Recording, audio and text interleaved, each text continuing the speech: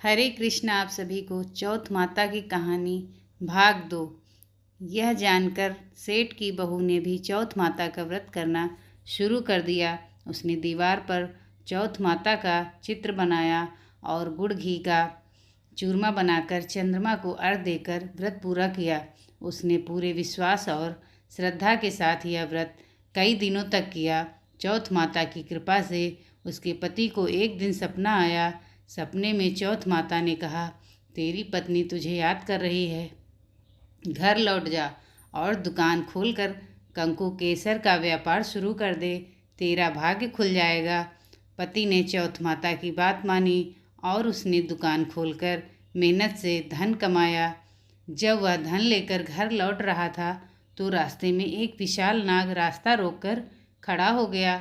नाग ने कहा, तेरी आयु पूरी हो गई है, अब मैं तुझे डसूंगा।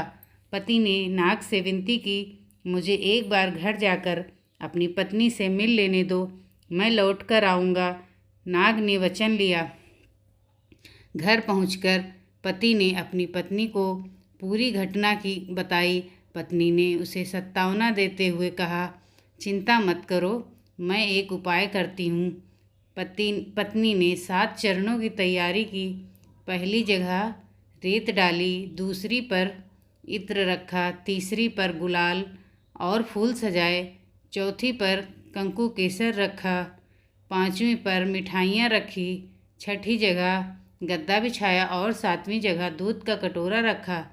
आधी रात को जब नाग आया और एक एक चरण पर रुकता हुआ आखिरकार कमरे तक पहुंचा। हर चरण पर वह आराम करता और कहता, बहुत मान सम्मान मिला, पर मैं वचन निभाने आया हूँ। जब नाग 7वें चरण पर पहुंचा तो चौथ माता, गणेश जी और चंद्रमा जी ने सेठ के बेटे की रक्षा करने का निश्चय किया। चंद्रमा ने उजाला किया और चौथ माता ढाल बनकर खड़ी हो गई और गणेश जी ने तलवार से नाग का अंत कर दिया। सुबह जब सब ने यह दृश्य देखा तो वे सब हैरान रह गए। मरा हुआ नाग, पास में तलवार और ढाल देखकर सबने समझा कि चौथ माता की कृपा है। पति पत्नी ने चौथ माता का आभार व्यक्त किया और दोनों सब परिवार खुशी खुशी रहने लगे।